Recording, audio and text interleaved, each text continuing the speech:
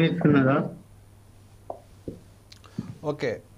Okay. అంటే ఇంకో question ఏందంటే, ఇప్పుడు మావోయిస్ట్ పార్టీ అనేది సిపిఐ ఎంగా, సిపిఐ ఎంఎల్గా, తర్వాత ఎంసిపిఐగా ఈ విధంగా అనేక సైద్ధాంతిక విభేదాలతోటి ముక్కలుగా అయింది. ఇప్పుడు ఏదైతే బీజేపీ ప్రభుత్వము టార్గెట్ చేసినా కానీ ఇప్పుడు ఇంకా మీరు ఐక్యం కాకపోవడమే దీనికి కారణం అనుకోవచ్చా? ఎందుకంటే గ్రామ స్థాయి లోపల లేకపోతే ఏవైతే అడవులలో ఉన్నటువంటి మావోయిస్టులకు ఈ ముక్కలు కావడం అంటే సైద్ధాంతికంగా విభేదాలు అవ్వడం వల్లనే ఈ సిద్ధాంతం అనేది నీరుగారిపోయింది అనుకోవచ్చా శంకర్ గారు?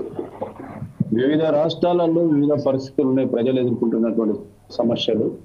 ఏదైనా ఎర్ర జెండా పార్టీలు లేకుండా అణచివేతకు వ్యతిరేకంగా ఎక్కడ ఉద్యమాలు జరగలేదు.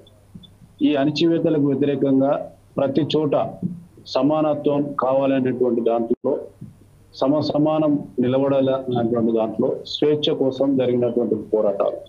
ఈ ఉద్యమ నేపథ్యంలో కమ్యూనిస్టు భావజాలం కానీ కమ్యూనిస్టు పార్టీల మధ్యలో కొంత ఐక్యత వాస్తవప్పటికీ దేశవ్యాప్తంగా కమ్యూనిస్టు పార్టీలకు సంబంధించిన దాడులు జరుగుతున్నటువంటి నేపథ్యంలో తప్పనిసరిగా ఐక్యమై ఉద్యమించాల్సినటువంటి అవసరం ఆసన్నమైంది. ఆ వైపున ఆలోచన చేస్తా ఉన్నాం. ఈ కేంద్ర ప్రభుత్వం తీసుకున్నటువంటి ఈ నిర్ణయం ఈ దేశంలో మొట్టమొదటిసారిగా కాల్చి చంపుతాం అనేటువంటి ప్రకటన, వాళ్ళను 26 వరకు లేకుండా చేస్తాం అనేటువంటి ప్రకటన, అసలు దేశంలోనే లేనటువంటి ఈ దేశాన్ని సృష్టిస్తాం అనేటువంటి ప్రకటన, ఇంత దుర్మార్గమైనటువంటి ప్రకటన ఈ దేశ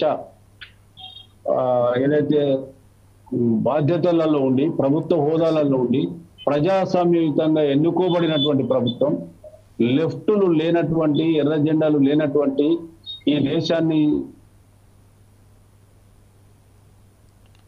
ఇది ప్రజాస్వామ్యయుతంగానే ఎదుర్కొంటాం. రెడ్ ఫ్లాగ్స్ అన్నింటినీ కూడా ఐక్యం చేసేటువంటి ప్రయత్నాన్ని కొనసాగిస్తామని చెప్పి ఈ సందర్భంగా తెలియదు. ఓకే అండి. నెక్స్ట్